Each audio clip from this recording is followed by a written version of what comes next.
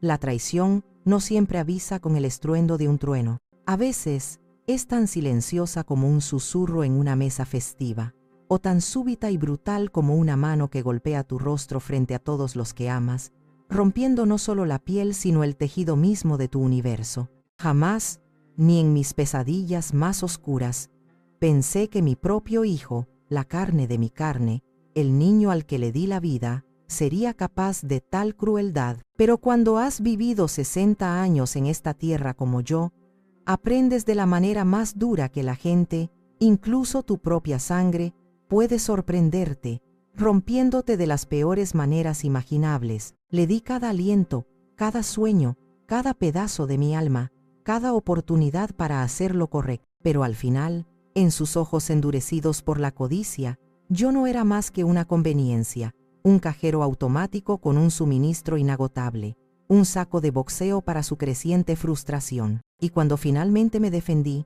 cuando la mujer sumisa y silenciosa que ellos habían moldeado durante décadas se negó a doblegarse, bueno, fue entonces cuando aprendí de lo que era verdaderamente capaz. Mi nombre es Paloma, y esta es la historia de cómo perdí a un hijo en una fría noche de diciembre, pero me encontré a mí misma en las cenizas humeantes de mi antigua vida. El aire de la casa grande era una sinfonía de aromas que hablaban de décadas de celebraciones y de vidas vividas. Olía a las agujas de pino del enorme árbol que, como cada año, habíamos cortado en nuestras propias tierras, un ritual que Vicente había iniciado. Olía a la canela y el clavo de las manzanas asadas que se caramelizaban lentamente en el horno y, por supuesto, al aroma profundo, casi sagrado, del pavo que llevaba horas dorándose a fuego lento, su piel crujiente prometiendo un festín.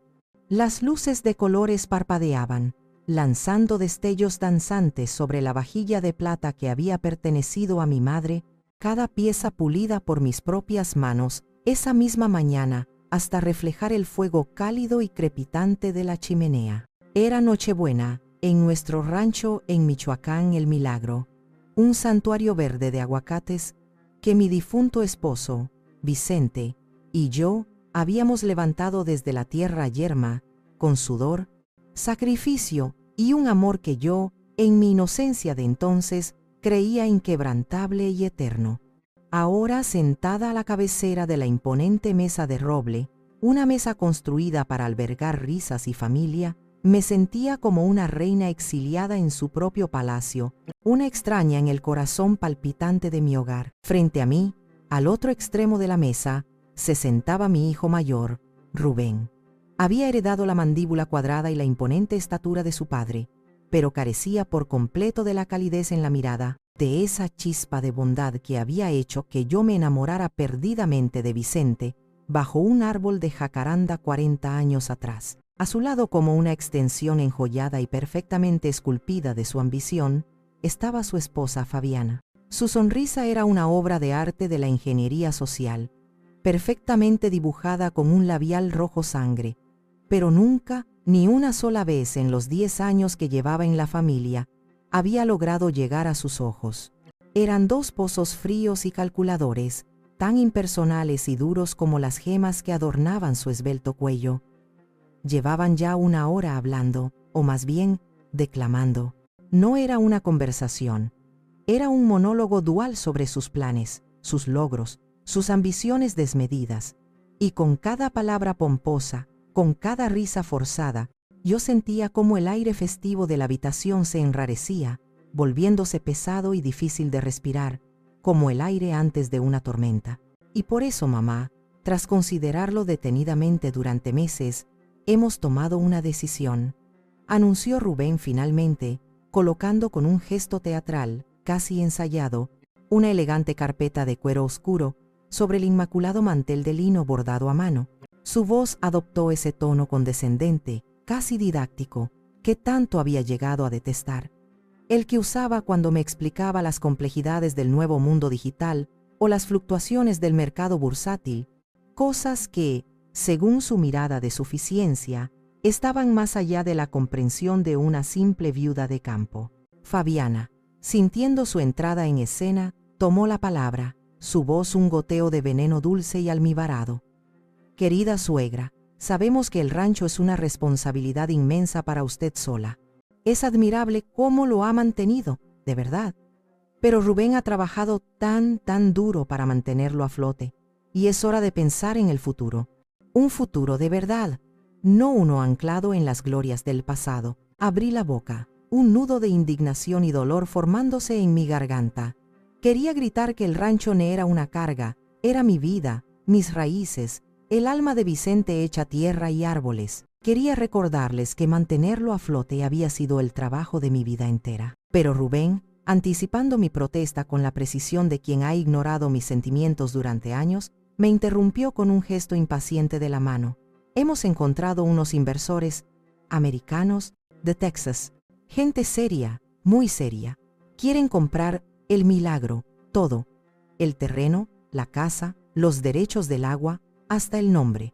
Planean construir un complejo turístico de lujo, ecológico lo llaman, con un campo de golf de 18 hoyos diseñado por un profesional famoso y villas privadas con piscina.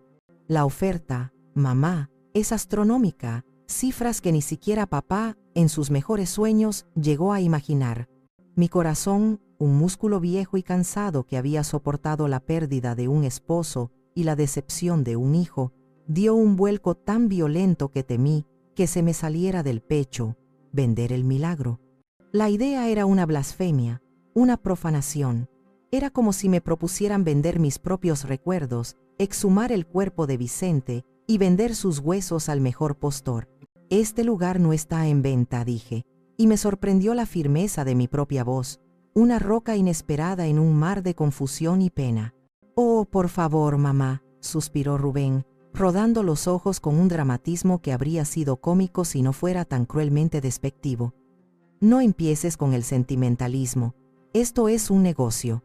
Esto es lo mejor para todos, para ti también. Podrás mudarte a la ciudad, a un apartamento de lujo con vistas al parque, viajar por el mundo, vivir como una reina, sin una sola preocupación en el mundo.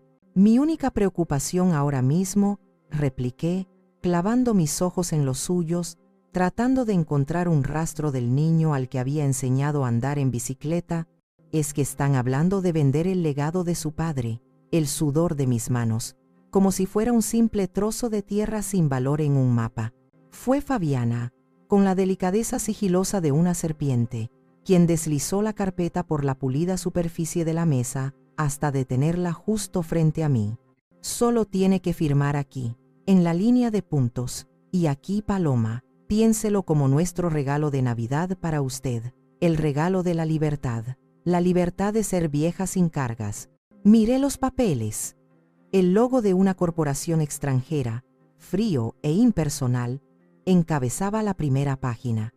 Sentí el fantasma de la mano de Vicente sobre la mía, la misma mano grande y callosa con la que habíamos plantado juntos el primer árbol de aguacate hacía 40 años, cuando no éramos más que dos jóvenes idealistas con más sueños que dinero.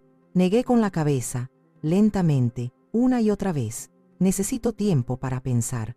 Tiempo, se burló Fabiana, su falsa dulzura evaporándose como el rocío bajo un sol abrasador. Su verdadera naturaleza, dura, afilada y voraz, quedó al descubierto. Usted siempre tan lenta, madre, tan anclada en el ayer, es un estorbo para el progreso. ¿No lo entiende? Nos está deteniendo. Un estorbo. La palabra me golpeó con la fuerza de un golpe físico, dejándome sin aire. Eso era yo para ellos, no la matriarca, no la fundadora, no la madre que les había dado todo, un obstáculo. La mujer que había vendido sus joyas de boda para comprar la primera hectárea, la que había trabajado bajo el sol hasta que la espalda le sangraba, la que había pasado incontables noches en vela cuidando a sus hijos enfermos mientras construía un imperio, un estorbo. «Mamá, no arruines esto para todos», gritó Rubén, su rostro congestionado por una ira súbita y violenta. Se puso de pie de un salto, golpeando la mesa con el puño cerrado. Los platos, la cristalería, todo tembló bajo el impacto, y una copa de vino tinto se tambaleó y cayó, derramando su contenido sobre el mantel como una herida abierta. Permanecí en silencio, petrificada, mirándolo. En sus ojos desorbitados no vi al niño que había acunado en mis brazos. sino a un extraño con el rostro consumido por la codicia, un monstruo que, con mi amor ciego y mi silencio, yo misma había ayudado a alimentar. Mi silencio, mi negativa a ser intimidada, pareció enfurecerlo aún más, como si mi calma fuera una afrenta personal. Y entonces ocurrió. Su mano se movió. Fue un borrón, un arco vicioso y rápido en el aire festivo. El sonido de su palma contra mi mejilla resonó en la habitación, un chasquido seco y obsceno, más fuerte que cualquier villancico, más sonoro que el crepitar del fuego en la chimenea. El impacto me lanzó de lado, mi cabeza golpeando con fuerza el alto y tallado respaldo de la silla. El mundo se inclinó peligrosamente. Las luces parpadeantes del árbol se volvieron borrosas serpentinas de color. Un silencio sepulcral, antinatural, cayó sobre la mesa. Vi a Fabiana ahogar un grito, llevándose una mano enjollada a la boca, sus ojos abiertos de par en par, no por horror, sino por una pura y paralizante sorpresa.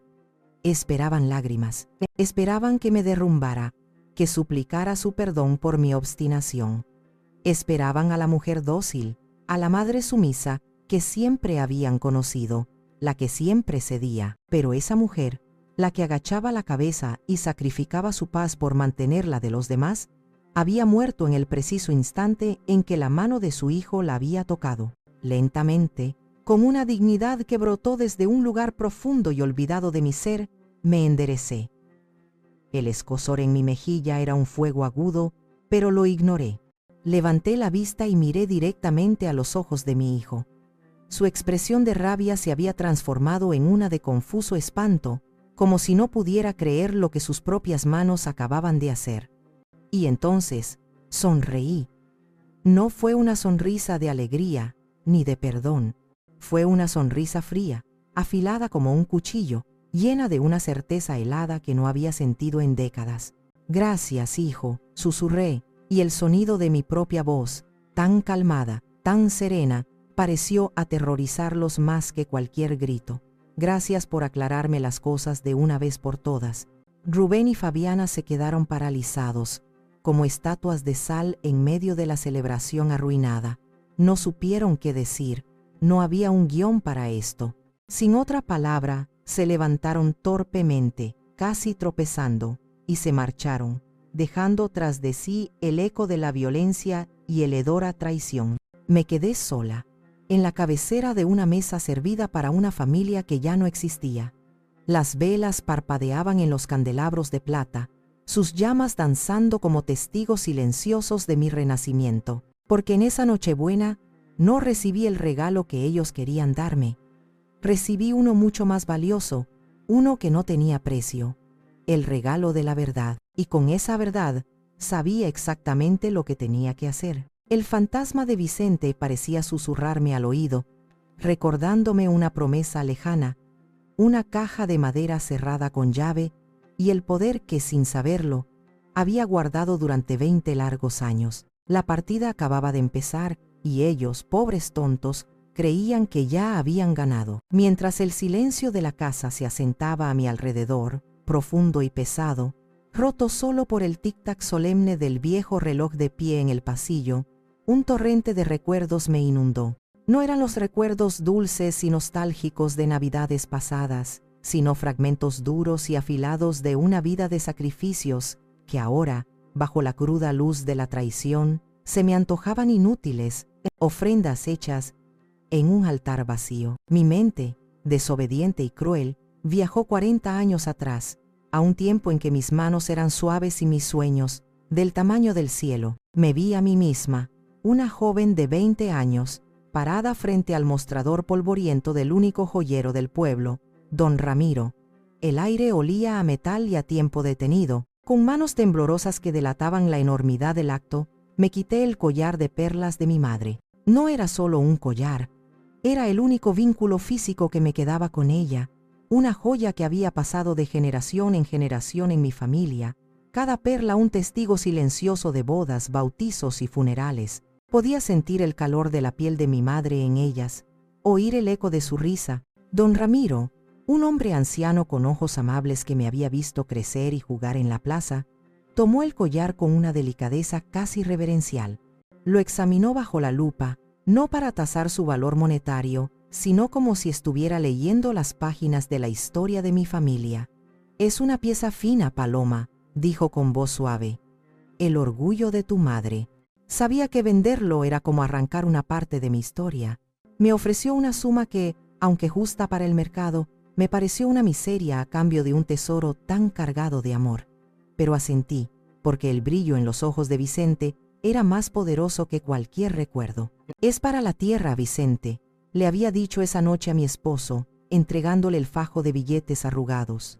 Estábamos sentados en la cocina de nuestra pequeña casa alquilada, y la única luz era una bombilla desnuda que colgaba del techo. Sus manos, grandes y fuertes, tomaron el dinero con una avidez que me asustó y me emocionó a partes iguales. «Será el cimiento de nuestro futuro». Y lo fue. Con ese dinero, que para mí olía a naftalina, a despedidas y a la piel de mi madre, compramos las primeras 10 hectáreas de El Milagro. Era una tierra pedregosa y abandonada, que todos los demás agricultores de la región consideraban una causa perdida, una tumba para el dinero y los sueños. «Estás loca, Paloma», me decían mis tías con genuina preocupación. «Vas a enterrar los recuerdos de tu madre en un pedregal infértil por seguir a ese hombre». Pero yo tenía una fe ciega en Vicente, y una fe aún mayor en la fuerza de mis propias manos. Me vi trabajando codo a codo con los pocos jornaleros que logramos contratar, mi piel tostada por un sol implacable que no daba tregua, mis músculos gritando de dolor al final de cada interminable jornada. Vicente era el visionario, el estratega, el de la palabra fácil y el carisma arrollador que convencía a los incrédulos y conseguía créditos imposibles en el banco. Yo era la tierra misma, la que nutría las raíces, la que aguantaba las sequías y las heladas, la que en silencio, con un trabajo constante y anónimo, hacía que las cosas crecieran. Aprendí a podar con precisión, a injertar con la delicadeza de una cirujana, a identificar las plagas con solo oler el aire. Mis uñas se rompieron y se enlutaron permanentemente con la tierra fértil. Mis manos, antes suaves y cuidadas, se llenaron de callos que eran el mapa de mi devoción, la prueba tangible de mi sacrificio. Y los árboles, contra todo pronóstico, crecieron. Los aguacates de nuestro rancho se hicieron famosos por su calidad cremosa y su tamaño. Y con la fama llegó la riqueza. Con la riqueza llegaron los hijos. Primero Rubén, el heredero, el que llevaba el peso del nombre de su padre. Luego Ismael, más soñador, más parecido a mí en su naturaleza tranquila y observadora. Un recuerdo en particular, afilado como un trozo de vidrio roto, se abrió paso en mi memoria con una claridad dolorosa, una escena que había intentado enterrar durante años. Rubén tendría unos 15 años.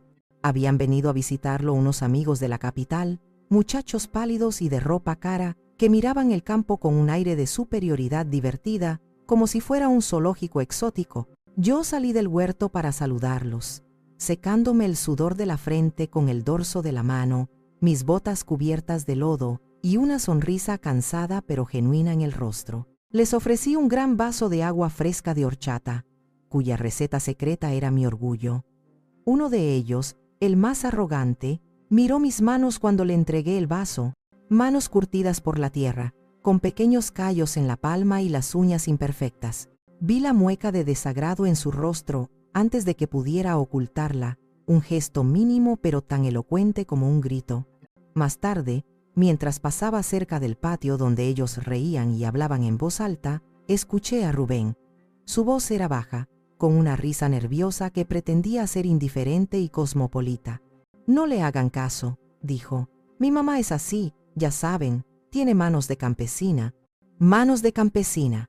La frase se me clavó en el corazón como una daga de hielo.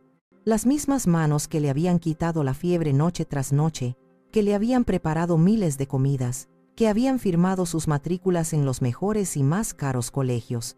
Esa noche lloré en silencio, ahogando los sollozos en la almohada para que Vicente no me oyera. Él nunca entendió del todo esa clase de heridas, las que no sangran, las que se alojan en el alma y pesan para siempre, envenenando los recuerdos. Luego, muchos años después, cuando la riqueza ya era una costumbre y nuestros hijos hombres, vino la enfermedad de Vicente. Rápida, cruel, implacable. El cáncer lo consumió desde adentro, reduciendo a aquel hombre vibrante y fuerte, mi roble, a una sombra frágil y temblorosa que se perdía en la inmensidad de nuestra cama. En sus últimos días, cuando la vida se le escapaba como arena fina entre los dedos, me llamó a su lado. La habitación olía a medicinas y a la tristeza de lo inevitable. Su mano, que antes había sido tan fuerte, ahora era frágil y delgada, casi transparente, pero buscó la mía con una urgencia que me alarmó. «Paloma», me dijo, su voz un susurro ronco, un eco de lo que había sido, un esfuerzo titánico en cada sílaba. «Nuestro Rubén tiene mi ambición, pero no mi corazón. Tiene mi inteligencia, pero no tu paciencia. Es vulnerable a las malas influencias, al brillo del oro falso». Su mirada se perdió por un momento, enfocada en un punto de la pared, como si viera un futuro que yo no podía ni imaginar, un futuro que le aterraba. «Y esa mujer, Fabiana, ten cuidado con ella. Tiene dientes de tiburón detrás de esa sonrisa de porcelana». Me pidió que sacara una vieja caja de madera de cedro que guardaba debajo de su cama. Pesaba más de lo que parecía. Estaba cerrada con una pequeña llave que él llevaba siempre colgada al cuello, junto a su medalla de bautizo. Con un esfuerzo tremendo, se la quitó y me la puso en la palma de la mano. El metal estaba caliente por el contacto con su piel febril. «Aquí está el verdadero corazón del rancho, mi amor. El seguro de vida de tu dignidad. Estuviste conmigo cuando lo firmamos en Morelia, hace muchos años, con el licenciado Montalvo. ¿Recuerdas aquel día? Firmamos tantos papeles de la sociedad que quizás no le diste importancia a ese». Asentí vagamente, recordando un día ajetreado de firmas y trámites legales que, en efecto, se me antojaron burocracia sin importancia frente a la tarea real de levantar el rancho. «Prométeme», insistió, y sus ojos, hundidos y febriles, se fijaron en los míos con una intensidad feroz, «que solo la abrirás si nuestro hijo deja de ser el hombre que criamos. Si alguna vez te pone en una situación en la que tengas que elegir entre su felicidad aparente y tu propia dignidad, júramelo, Paloma». Le di mi palabra, con la garganta apretada por las lágrimas, sin entender del todo el alcance de su premonición. «Te lo juro, Vicente, por lo más sagrado». Él pareció relajarse, y una sombra de su antigua sonrisa se dibujó en sus labios. Murió 2 días después, al amanecer. Tras su muerte, el luto fue un velo oscuro y pesado que me impidió ver la realidad que se estaba gestando a mi alrededor. El mismo día que enterramos a Vicente, mientras la casa todavía olía a flores de velorio y a café amargo, Rubén, con los ojos secos y un traje negro impecable que parecía de estreno, me abordó en el estudio. «Mamá, déjame encargarme de todo», dijo, con una solemnidad ensayada que ahora me resultaba repulsiva. «Tú necesitas descansar, recuperarte. Yo llevaré las riendas del rancho. Es mi deber, es lo que papá hubiera querido». Y yo, cegada por el dolor, agotada por las noches en vela y aferrada a la idea del amor incondicional de madre, le creí. Le entregué las riendas, pensando que aliviaba su carga, cuando en realidad estaba forjando mis propias cadenas. Creí que su afán era una muestra de madurez, no de oportunismo. Vi su prisa como un deseo de honrar a su padre, no como una estrategia para asegurarse el poder antes de que el cuerpo de Vicente se enfriara en la tumba. Le cedí el control no solo de la empresa, sino de mi vida, sin darme cuenta de que para él ambos eran la misma cosa, un activo a gestionar. Los años que siguieron fueron una lenta e inexorable erosión de mi autoridad y mi presencia.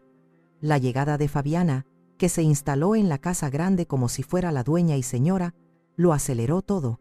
Entró en mi hogar como una conquistadora, con planos de arquitecto y catálogos de muebles de diseño. La primera víctima fue el sillón de cuero de Vicente, desgastado y cómodo, que ella reemplazó por un sofá blanco minimalista en el que nadie se atrevía a sentarse. Luego vinieron los retratos familiares, que fueron relegados a un pasillo oscuro para dar paso a cuadros abstractos sin alma. Cada cambio era una pequeña muerte, un borrado sistemático de nuestra historia. Fabiana criticaba mis recetas tradicionales con una sonrisa condescendiente. Suegra, ese mole es delicioso, pero es una bomba de calorías. Hoy en día la gente prefiere algo más ligero, más gourmet. Llenaba los silencios sagrados de la casa con sus charlas superficiales sobre moda y viajes a lugares exóticos, haciendo que mi vida, dedicada a la tierra y a la familia, pareciera pequeña y anticuada. Poco a poco, con una estrategia sutil y constante, me convirtieron en una invitada en mi propia casa, una reliquia viviente que toleraban por las apariencias. Mis opiniones sobre el negocio, basadas en 40 años de experiencia, eran sistemáticamente ignoradas. «Mamá, los tiempos han cambiado», me decía Rubén con impaciencia cuando le advertía sobre los peligros de un nuevo pesticida. «Ahora todo se maneja con tecnología, con datos, ya no es como antes». Mis advertencias sobre un capataz poco fiable que coqueteaba con los competidores fueron desestimadas como cosas de viejas, chismes de la servidumbre. 6 meses después, ese mismo capataz se fue a trabajar con nuestro principal rival, llevándose consigo 2 de nuestros mejores clientes y algunos secretos de cultivo. Rubén nunca admitió mi acierto, simplemente se quejó de la deslealtad de la gente. Empezó a ocultarme los libros de cuentas. Cuando le pedía ver los informes, me daba largas o me presentaba resúmenes simplificados, como si yo fuera incapaz de entender las cifras. «No te preocupes, mamá, son cosas complicadas, te aburrirías», decía, dándome una palmadita en el hombro. Me estaba excluyendo, construyendo un muro invisible entre la empresa y yo, la mujer que la había fundado. La humillación final llegó en pequeñas dosis diarias. Fabiana reorganizaba la cocina, moviendo mis utensilios, mis especias, mis ollas de barro, haciendo que me sintiera como una extraña en el espacio que había sido mi santuario durante décadas. Rubén canceló la tradicional fiesta de la cosecha para los trabajadores, una celebración que Vicente y yo habíamos instituido desde el principio, llamándola un gasto innecesario en tiempos de austeridad, mientras yo sabía que se habían gastado una fortuna en un viaje a Dubái. Me estaba borrando de mi propia vida, pieza a pieza, trazo a trazo, y yo, por un tiempo, lo permití. Por mantener la paz, por no crear conflictos, por esa creencia errónea y tan femenina de nuestra generación de que el amor de una madre debe ser incondicional, incluso ante el desprecio más absoluto, me convencí de que eran jóvenes, ambiciosos, y que yo debía hacerme a un lado. No me di cuenta de que no me estaban pidiendo que me hiciera a un lado, me estaban empujando hacia el abismo. La bofetada no había sido el principio de la guerra, había sido el cañonazo que anunciaba su final, el punto final de un largo y doloroso dictado de humillaciones. Y ahora, sentada en la soledad profunda de la Nochebuena, con el sabor metálico de la sangre en la boca, entendí la última y más sabia lección de mi Vicente. Él no me había dejado un seguro para el rancho, me había dejado un seguro para mí. La mañana de Navidad amaneció gris y fría, un reflejo perfecto de mi alma desolada. No había dormido. Pasé la noche en vela, sentada en el gran sillón de cuero de Vicente, con la caja de cedro reposando sobre mis rodillas como un ancla en medio de la tormenta. El silencio de la casa era abrumador, un lienzo en blanco sobre el que se proyectaban los fantasmas de mis errores. No hubo llamadas de disculpa, ni mensajes de arrepentimiento, ninguna señal de que la violencia de la noche anterior hubiera dejado alguna mella en la conciencia de mi hijo. Poco después de las 10, el sonido de un coche de motor potente crujiendo sobre la grava del camino me sobresaltó. Eran ellos. Rubén y Fabiana bajaron del vehículo, sus rostros como máscaras de piedra tallada. No venían a disculparse, venían a terminar el trabajo, a clavar el último clavo en el ataúd de mi voluntad. «Mamá», empezó Rubén, sin atreverse a mirarme a los ojos, fijando su vista en un punto indefinido sobre mi hombro. Fabiana, en cambio, me sostuvo la mirada, un brillo desafiante y gélido en sus ojos. «Esperamos que haya recapacitado». «He pensado mucho», respondí, mi voz sorprendentemente tranquila, desprovista de cualquier temblor. «Bien», dijo él, dejando escapar un suspiro de alivio que me resultó obsceno. «Entonces firmarás. Sabía que entrarías en razón». «No voy a firmar nada», dije, y las palabras colgaron en el aire, cargadas de una finalidad de granito que los dejó sin aliento. La cara de Rubén se contrajo en una mueca de incredulidad y furia contenida. «No me haga esto, mamá. No me obligue a tomar medidas drásticas». «¿Obligarme a qué, Rubén? ¿A recibir otra bofetada?», pregunté, y por un fugaz instante vi un atisbo de vergüenza cruzar su rostro antes de que la ira volviera a borrarlo todo. Fabiana dio un paso al frente, interponiéndose entre nosotros, asumiendo el papel de verdugo. «Su hijo está siendo demasiado bueno, créame. Escúcheme bien, señora. O firma esos papeles en las próximas 48 horas, o mi abogado iniciará los trámites para declararla incompetente. Diremos que la edad y el dolor por la muerte de mi suegro la han afectado mentalmente. Un juez comprensivo nos dará el control total de sus bienes y la enviaremos a un lugar adecuado para su condición. Una casa de reposo muy bonita, con un jardín precioso». La amenaza era tan vil, tan cruelmente calculada, que por un momento me quedé sin aire. Un asilo. Querían encerrarme como a una loca para robarme lo que era mío, lo que había construido con mi vida. En ese preciso instante, como si fuera una intervención divina o una casualidad del destino, otro coche, mucho más modesto, se detuvo detrás del de ellos. Era mi amiga Inés, viuda como yo, pero con un carácter de fuego que a mí siempre me había faltado. Bajó de su viejo Volkswagen con una cesta de buñuelos recién hechos en la mano, su rostro arrugado en una sonrisa que se congeló al instante al captar la atmósfera ponzoñosa de la escena. «Paloma, ¿interrumpo algo importante?», preguntó, sus ojos agudos como los de un halcón, moviéndose de mi rostro impasible a las caras furiosas de Rubén y Fabiana. «Nada que no puedas oír, Inés. De hecho, me alegro de que estés aquí para ser testigo», dije. Y entonces, con una calma que me sorprendió a mí misma, le conté lo sucedido. La propuesta indecente, la bofetada brutal, la amenaza despiadada. El rostro de Inés pasó del asombro a una furia púrpura. Su pequeño cuerpo pareció crecer en tamaño. «¡Desvergonzados!», gritó, dejando caer la cesta al suelo, los buñuelos rodando por el polvo. Se plantó frente a Rubén, que le sacaba una cabeza, pero que retrocedió instintivamente ante su ferocidad. «¿Tú le levantaste la mano a la mujer que te dio la vida, que te limpió las lágrimas y te curó las heridas? Eres una basura, un cobarde». Sin darle tiempo a reaccionar, se giró hacia Fabiana. «¿Y tú, arpía oportunista, víbora vestida de seda, crees que puedes venir aquí a amenazar a mi amiga en su propia casa?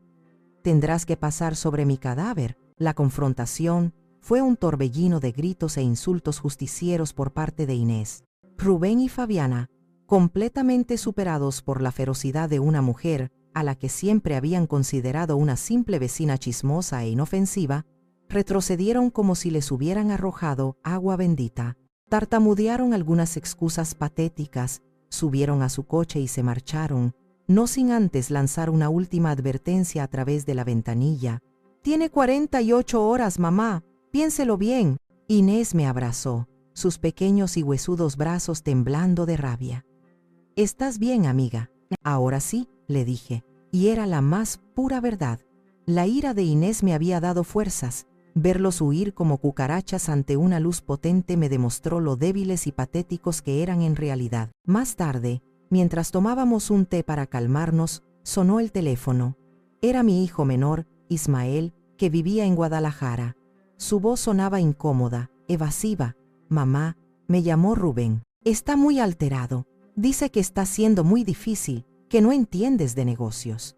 Le conté mi versión, sin omitir ni un solo detalle, incluyendo la bofetada. Hubo un largo y pesado silencio al otro lado de la línea. «Mamá», dijo finalmente, y su voz era la de un extraño. «Lo de la bofetada está muy mal, de verdad, te lo juro, pero quizás Rubén tiene razón en el fondo. Es mucho dinero. Podríamos asegurar nuestro futuro, el de tus nietos. ¿Por qué no le haces caso para tener la fiesta en paz?». Colgué el teléfono sintiendo un frío que ninguna chimenea podría calentar. La traición de Rubén había sido un puñal en el pecho, pero la cobardía de Ismael era un veneno lento que me helaba la sangre. Estaba sola, completamente sola. Mis hijos me habían abandonado, uno por codicia, el otro por una paz cobarde que valía más que su madre. Cuando Inés se fue, la casa volvió a sumirse en un silencio abrumador. Me dirigí al estudio de Vicente, el único lugar de la casa que Fabiana no se había atrevido a tocar. El olor a sus libros, a cuero viejo y a su tabaco de pipa todavía flotaba en el aire, un abrazo fantasmal. Me detuve frente a su retrato, un óleo magnífico que lo mostraba en la plenitud de su vida, con una sonrisa inteligente y los ojos llenos de proyectos. ¿Qué hago, Vicente? ¿Qué harías tú? Susurré al lienzo. La pintura, por supuesto, no respondió, pero la pregunta resonó en mi interior. Estaba a punto de destruir a mi propio hijo, de romper para siempre el último lazo que quedaba de nuestra familia. La culpa, esa vieja compañera de las madres, me atenazó. Quizás Ismael tenía razón, quizás debería ceder, firmar y retirarme a una vida tranquila, aunque fuera a costa de mi orgullo. Pero entonces, mi mirada se posó en la caja de cedro que había dejado sobre el escritorio, la promesa que le había hecho a Vicente. Si alguna vez te pone en una situación en la que tengas que elegir entre su felicidad aparente y tu propia dignidad, la bofetada no había sido solo un ataque a mi mejilla, había sido un asalto a mi dignidad, a mi historia, a todo lo que yo era. Ceder ahora no traería la paz, solo perpetuaría el desprecio. Sería la confirmación de que yo era, en efecto, un estorbo. Fue en ese momento, en el punto más bajo y oscuro de mi vida, cuando tomé la decisión final. No iba a defenderme, iba a contraatacar. Con manos firmes, abrí la caja de cedro. Dentro, cuidadosamente ordenados, estaban los documentos legales que Vicente había mencionado, atados con una cinta roja descolorida por el tiempo, y debajo de ellos, un diario de cuero grueso, el diario de mi esposo, y una carta, con mi nombre escrito en su elegante y familiar caligrafía. Mis manos temblaban mientras la abría. Mi adorada Paloma, comenzaba. Si estás leyendo esto, es porque ha ocurrido lo que tanto temía en mis noches de insomnio. Nuestro hijo ha permitido que la sombra de mi éxito opaque la luz de tus enseñanzas. El documento que tienes en tus manos es un fideicomiso. Te nombra a ti, y solo a ti, fideicomisaria única y vitalicia de El Milagro. Rubén es solo el administrador, un título que puede ser revocado por ti en cualquier momento si demuestras ser desleal o negligente. Te hice firmar esto no por desconfianza en ti, mi vida, sino para darte el poder de protegerte de él si alguna vez mi sombra se volvía demasiado grande para nuestro hijo. Usa este poder con sabiduría, pero úsalo. Tu dignidad no es negociable. Jamás. Te amé cada día de mi vida. Tuyo siempre, Vicente. Las lágrimas que no había derramado por el golpe, las derramé entonces. Lágrimas de amor, de gratitud infinita por el hombre que me había conocido mejor que yo misma, que me había amado tanto como para protegerme incluso desde la tumba. Lloré por su pérdida y por la pérdida irreparable de mi hijo. Cuando las lágrimas cesaron, una nueva determinación, dura y afilada como el acero, se había forjado en mi interior. Se acabaron el miedo y la duda. Busqué en la vieja agenda de contactos y marqué el número de un joven abogado de la ciudad, Leopoldo, hijo de un antiguo trabajador del rancho al que Vicente y yo habíamos ayudado a pagar sus estudios de derecho. Licenciado, dije cuando respondió. Soy Paloma Rivas, viuda de Vicente Rivas. Necesito su ayuda. Creo que tengo un milagro entre manos. La oficina del licenciado Leopoldo no era grande ni ostentosa como las de los abogados de la capital, pero emanaba un aire de seriedad y competencia que inspiraba confianza.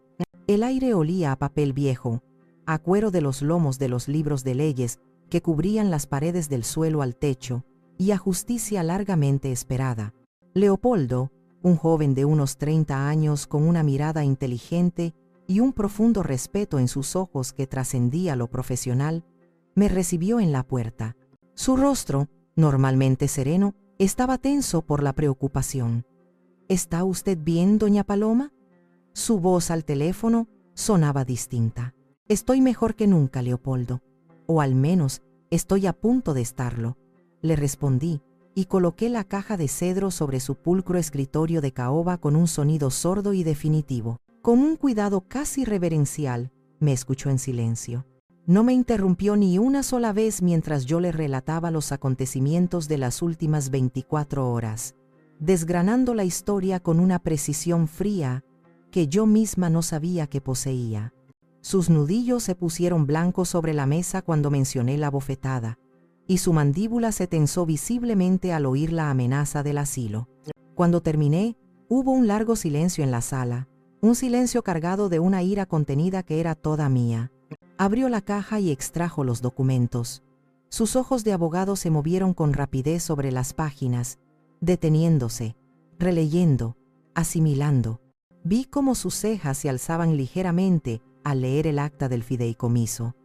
Releyó varias veces la cláusula de revocación, sus labios moviéndose en silencio como si estuviera saboreando cada palabra.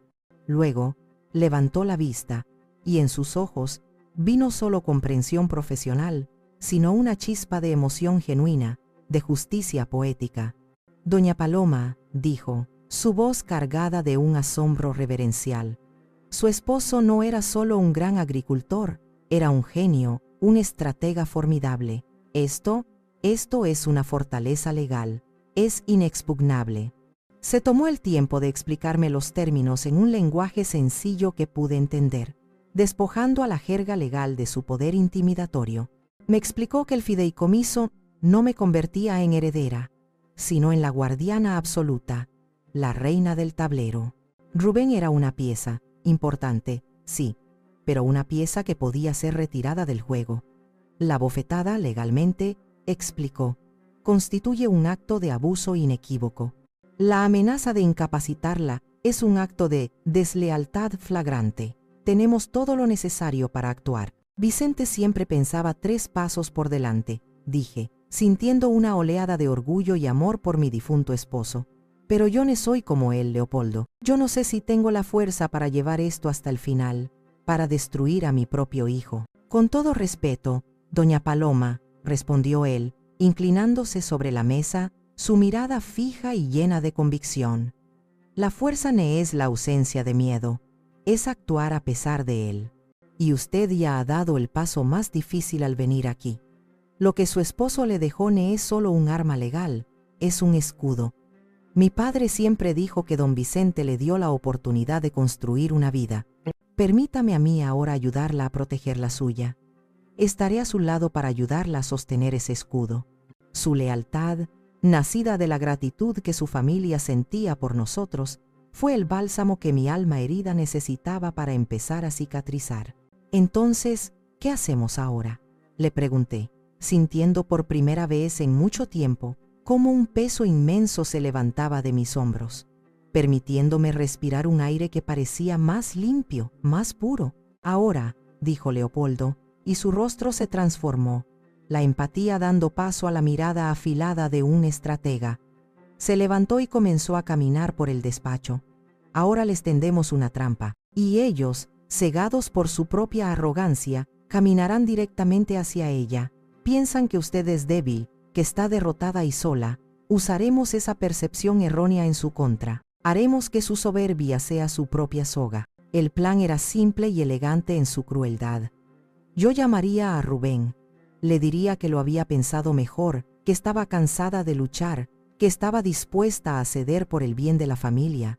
Lo citaría aquí, en esta misma oficina, para firmar los papeles de la venta, con el pretexto de que todo fuera legal y transparente. Mientras Leopoldo comenzaba a redactar los documentos necesarios para la emboscada legal, yo le proporcioné más munición, más clavos para el ataúd.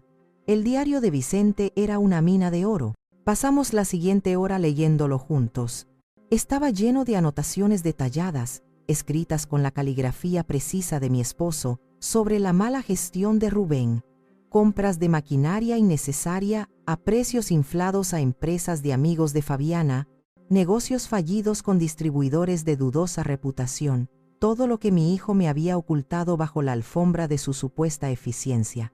Esto es devastador, murmuró Leopoldo mientras leía una entrada sobre un desvío de fondos para un proyecto inmobiliario que nunca existió. No solo justifica la negligencia, sino que roza el fraude. Su esposo lo vio todo venir. También llamé a mi amiga Inés. No dudó un segundo. Voy ahora mismo a la notaría a firmar lo que haga falta, me dijo. Su voz un trueno a través del teléfono. Por ti, Paloma, voy hasta el infierno a cantarle las verdades al diablo. Su lealtad inquebrantable fue un bálsamo para mi alma herida. Finalmente, llegó el momento de hacer la llamada. Fue una de las cosas más difíciles y repugnantes que he hecho en mi vida. Tuve que tragarme el orgullo, la rabia y el dolor, y poner en mi voz un temblor de derrota y fragilidad que no sentía. Leopoldo me observaba desde el otro lado del escritorio, asintiendo para darme ánimos. Marqué el número. Hijo, le dije, procurando que mi voz sonara débil y quebrada. Tienes razón. Estoy vieja y cansada para pelear. Hagamos lo que quieres. Vendamos. El alivio en su voz fue palpable, casi indecente, y me revolvió el estómago. Sabía que entrarías en razón, mamá. De verdad, es lo mejor para todos. Solo quiero que todo se haga correctamente. Continué, siguiendo el guión que habíamos trazado. En la oficina de un abogado. Un tal licenciado Leopoldo, el hijo de don Miguel. Así me quedo tranquila de que no me engañen. Rubén aceptó sin dudar. La codicia lo había vuelto ciego, sordo y estúpido. Fijamos la reunión para 2 días después. 48 horas. El mismo plazo que ellos me habían dado. La simetría era una pequeña y amarga victoria poética. Los 2 días siguientes fueron una tortura psicológica, un purgatorio autoimpuesto. Apenas comí, el nudo en mi estómago rechazaba cualquier alimento. Me paseaba por las habitaciones silenciosas de la casa grande como un fantasma, asaltada a cada paso por oleadas de dudas y una culpa tan profunda que amenazaba con ahogarme. Por momentos, la madre dentro de mí gritaba, una voz primordial y desesperada que suplicaba que detuviera esa locura, que perdonara, que olvidara, que salvara los pedazos rotos y ensangrentados de mi familia, sin importar el costo para mí. ¿Qué clase de madre lleva a su propio hijo a la ruina? Pero entonces, la mujer herida en su dignidad, esa desconocida que había nacido de una bofetada, se levantaba con una furia fría, recordándome la frialdad del golpe, la crueldad calculada de la amenaza del asilo y las décadas de humillaciones silenciosas. No dormí. En lugar de eso, pasé las largas y oscuras noches en el estudio, leyendo y releyendo el diario de Vicente, no solo para armarme de valor, sino para entender, para tratar de encontrar el punto exacto en el que el niño risueño que había criado se había convertido en ese extraño codicioso y sin alma. Cada página era un pequeño dolor, una revelación de la ceguera de mi amor, de las señales que había ignorado por conveniencia, por paz, por miedo. Llegó el día de la reunión. Me vestí con un sencillo pero elegante vestido negro y el collar de perlas que Vicente me regaló en nuestro 20º aniversario. Al mirarme al espejo, vi a una mujer mayor, con el dolor de los últimos años grabado en las arrugas de su rostro. Pero por primera vez en mucho tiempo, también vi una chispa de acero en mis ojos, una llama que se negaba a extinguirse. No era la paloma que se doblegaba, era la matriarca del milagro, la viuda de Vicente Rivas, y estaba a punto de reclamar lo que era mío. Cuando llegué al despacho, Leopoldo me recibió con un respetuoso asentimiento. Su calma profesional era un bálsamo para mis nervios. «Están en camino, doña Paloma. ¿Está lista?» En la mesa de conferencias de caoba pulida, había dispuesto 3 juegos de documentos. 2 eran falsos, simples copias del contrato de venta que ellos esperaban, carnada para los tiburones. El tercero, el real, el que contenía el trueno y el relámpago, estaba oculto bajo una carpeta anodina. «Nací lista, licenciado», respondí con una calma que no sentía, pero que proyectaba con cada fibra de mi ser. Solo que lo había olvidado. Rubén y Fabiana llegaron puntuales, rebosantes de una arrogancia triunfal que casi se podía palpar, llenando la habitación con su perfume caro y su aire de superioridad. Fabiana lucía un traje sastre de color marfil que gritaba riqueza y unos tacones de aguja que resonaban con autoridad en el suelo de mármol. Rubén llevaba una sonrisa condescendiente, la del hijo que finalmente había conseguido doblegar a su obstinada y anticuada madre. Me saludaron con una frialdad formal, como si yo fuera una simple socia de negocios a punto de cerrar un trato ventajoso para ellos. «Mamá, qué bueno que has sido razonable», dijo Rubén, sentándose en la cabecera de la mesa de conferencias sin siquiera mirarme. Se sirvió un vaso de agua de la jarra que había sobre la mesa con la naturalidad quien se siente dueño de la situación y del mundo. «Espero que esto sea rápido», añadió Fabiana, mirando su ostentoso reloj de diamantes con un gesto estudiado.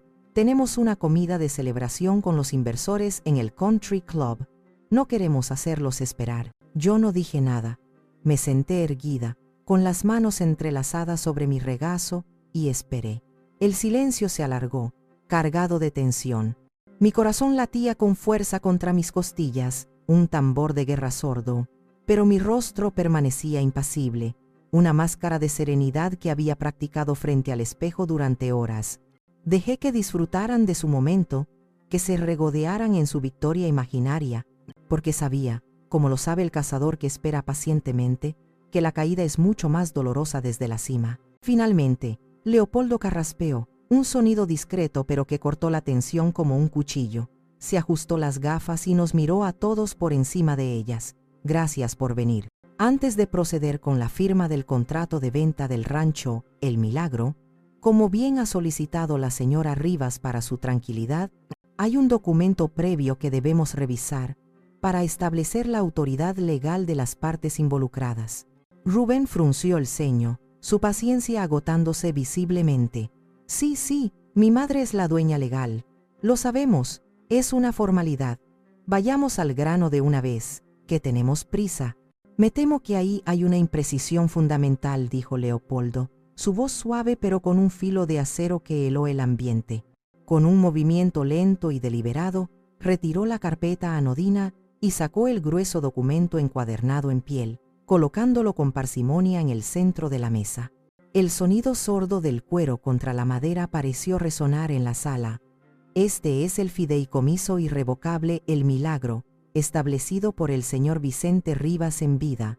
Vi cómo el color desaparecía del rostro de Rubén, como si le hubieran succionado la sangre, dejando una palidez cerúlea. Fabiana miró el documento como si fuera una serpiente venenosa, su sonrisa de porcelana resquebrajándose por primera vez. «¿Fideicomiso?», balbuceó Rubén, su seguridad desmoronándose como un castillo de arena ante la marea. «¿De qué demonios está hablando? Mi padre me lo dejó todo a mí». «Un fideicomiso, señor Rivas», continuó Leopoldo, abriendo el documento con una lentitud exasperante para ellos, pero deliciosa para mí, en el cual su padre, con una visión extraordinaria, nombró a su madre, la señora Paloma Rivas, como fideicomisaria única y vitalicia. En términos sencillos que puedan entender, la dueña absoluta y soberana de todos los activos, derechos y decisiones concernientes al rancho. Hizo una pausa dramática, dejando que las palabras se asentaran en la habitación como una capa de hielo. «A usted, su padre le otorgó el cargo honorífico de administrador». «Administrador», repitió Fabiana, su voz un chillido agudo y desagradable que rompió su fachada de dama refinada. «Eso es ridículo, es imposible. Rubén es el heredero universal». «Un administrador», prosiguió Leopoldo, imperturbable, ignorando la interrupción como si fuera el zumbido de un mosquito, cuyo puesto, según la cláusula 12, párrafo B, y permítanme citar textualmente, puede ser revocado de forma inmediata y unilateral por la fideicomisaria en caso de negligencia en sus deberes, deslealtad a los principios del fideicomiso o abuso físico o emocional hacia la fideicomisaria». Levantó la vista del documento y nos miró a todos, uno por uno, sus ojos deteniéndose un segundo de más en Rubén. «La señora Rivas me ha informado de ciertos eventos recientes, una agresión física durante la cena de Nochebuena, por ejemplo, amenazas de incapacitación legal para despojarla de sus bienes. ¿Le suena familiar?». El silencio que siguió fue tan denso que se podría haber cortado con un cuchillo. La cara de Rubén era un poema de incredulidad y pánico. Fabiana parecía a punto de estallar.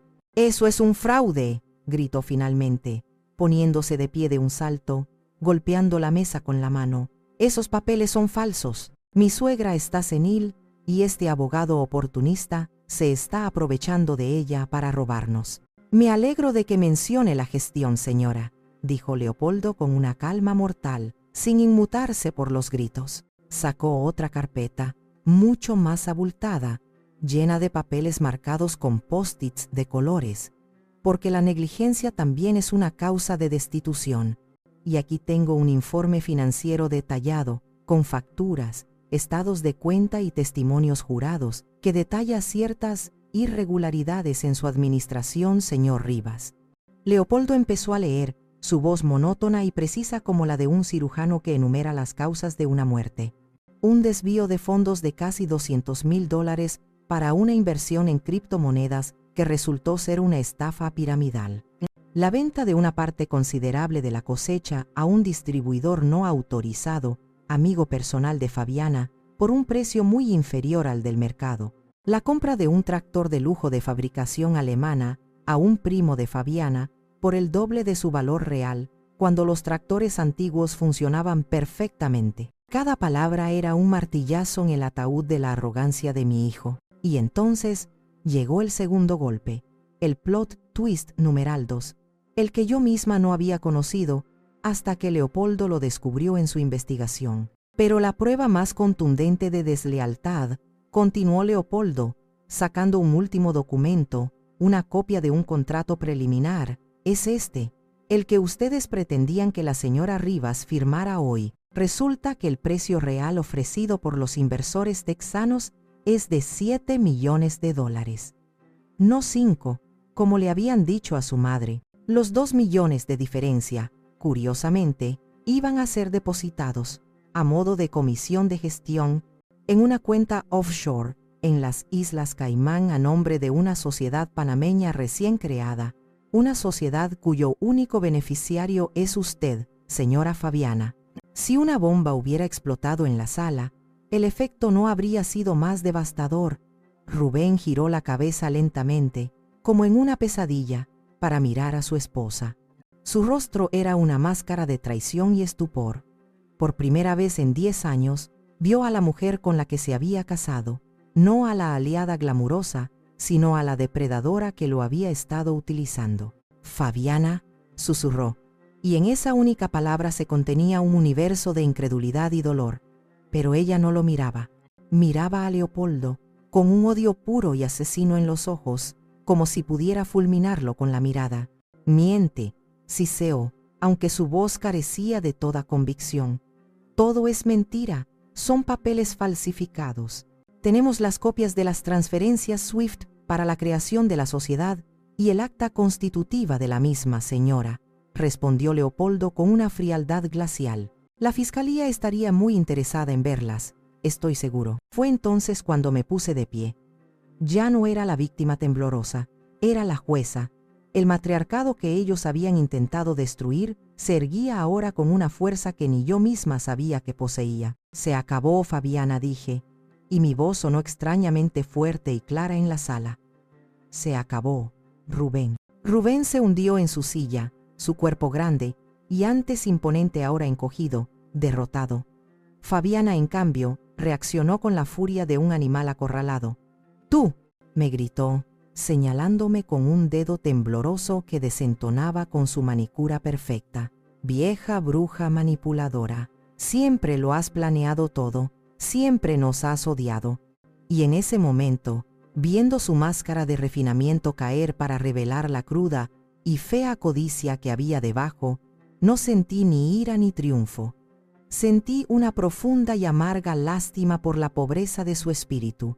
«Licenciado, proceda, por favor», dije, ignorándola por completo como si fuera una mosca zumbando en la ventana. Con una formalidad solemne, Leopoldo colocó un último documento frente a mí. «Por la presente, yo, Paloma Rivas, en mi calidad de fideicomisaria, revoco a Rubén Rivas de su cargo de administrador del fideicomiso El Milagro, con efecto inmediato, por causas de abuso, deslealtad y fraude financiero. Tomé la pluma que me ofrecía. La tinta fluyó sobre el papel, mi firma firme y clara, un trazo de liberación. Al levantar la pluma del papel, sentí que me liberaba de un peso que había llevado durante años sin darme cuenta. El peso del silencio, del sacrificio no apreciado, de la sumisión autoimpuesta. Rubén rompió a sollozar, un sonido patético y gutural, el llanto de un niño mimado al que le quitan su juguete favorito. «Mamá, por favor». «No, lo siento, de verdad lo siento», fue ella, pero sus disculpas llegaban demasiado tarde. Ya no eran para mí, sino para el dinero y el poder que acababa de perder para siempre. «La reunión ha terminado», anuncié, mi voz resonando con una autoridad nueva. «Pueden marcharse». «Y Rubén, la casa del rancho es propiedad del fideicomiso. Tienen una semana para desalojarla». Salí del despacho sin mirar atrás, dejando a mi hijo llorando y a mi nuera maldiciendo en voz baja. Afuera, el sol brillaba con una intensidad que parecía nueva, más cálida. Respiré hondo, llenando mis pulmones de aire fresco y libre. No me sentía feliz, no exactamente, me sentía en paz. La guerra había terminado, y yo, por primera vez en mi vida, había ganado. Los meses que siguieron a la confrontación en el despacho de Leopoldo fueron una extraña y turbulenta mezcla de caos y calma. La salida de Rubén y Fabiana de la casa grande fue un drama amargo, lleno de acusaciones, portazos y un jarrón de porcelana china, herencia de mi suegra, hecho añicos contra la pared del salón. Fabiana, en su furia, acusó a Rubén de ser un inepto y un cobarde por no haber sabido manejar a su vieja madre.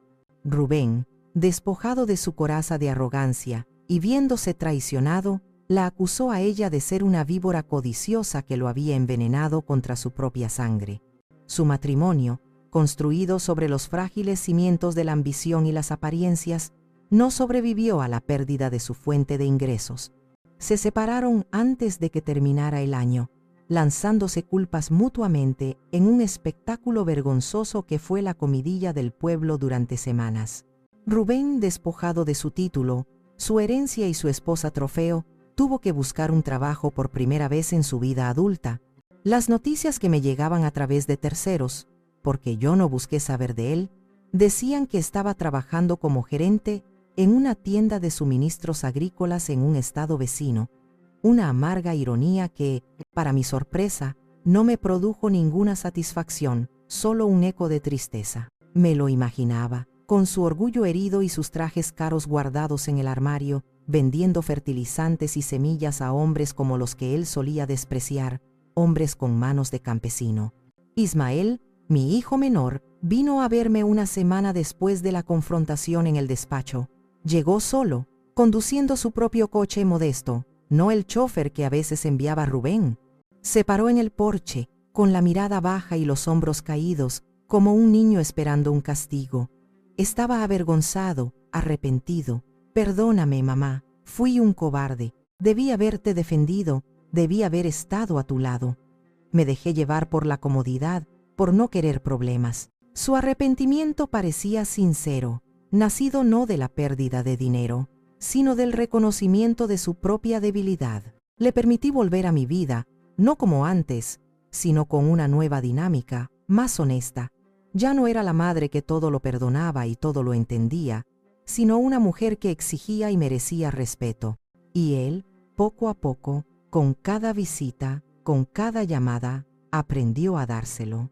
Empezó a venir cada fin de semana, no como un visitante, sino para trabajar en el rancho, aprendiendo el negocio desde cero, ensuciándose las manos como yo lo había hecho, como su padre lo había hecho.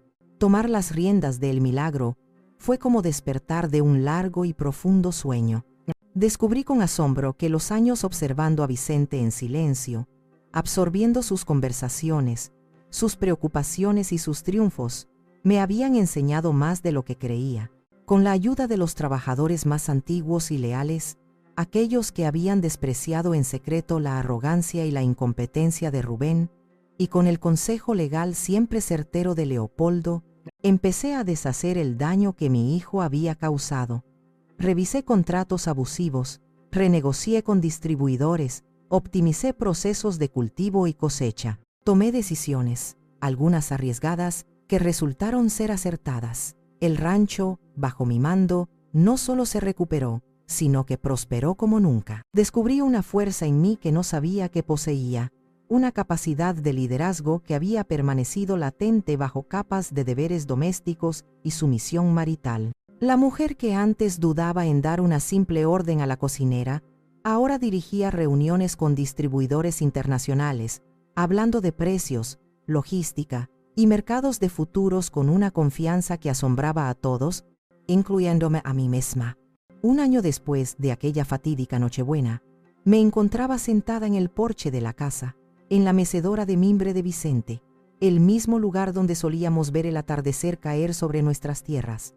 La brisa suave de la tarde traía el olor dulce y terroso de los aguacates maduros. Ismael y su familia estaban de visita. Sus hijos, mis nietos, corrían y reían entre los árboles, sus voces alegres llenando el aire como música. Era una escena de paz, una paz que no había heredado ni me habían regalado, una paz que yo misma había forjado con dolor y determinación. A veces, en la quietud de la noche, cuando el único sonido era el canto de los grillos, pensaba en Rubén, no con odio, ni siquiera con rencor, sino con una tristeza distante y desapegada, la misma que se siente por un extraño que ha tomado un mal camino en la vida.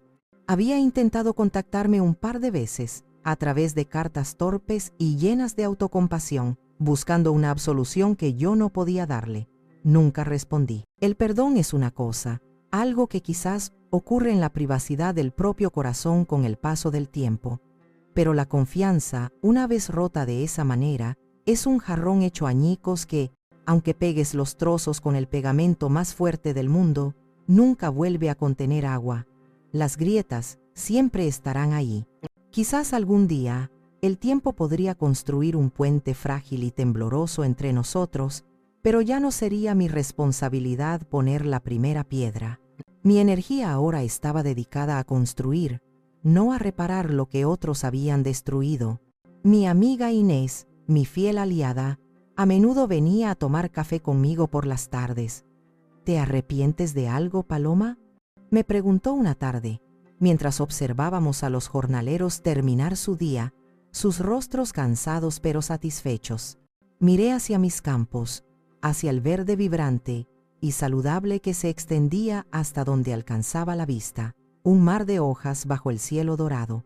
«Solo de una cosa, Inés», le respondí, con una media sonrisa, «de no haber despertado antes». Ella asintió, entendiendo todo lo que no decía. Hablamos un rato más, de cosas sencillas, del clima, de la próxima cosecha, de los nietos.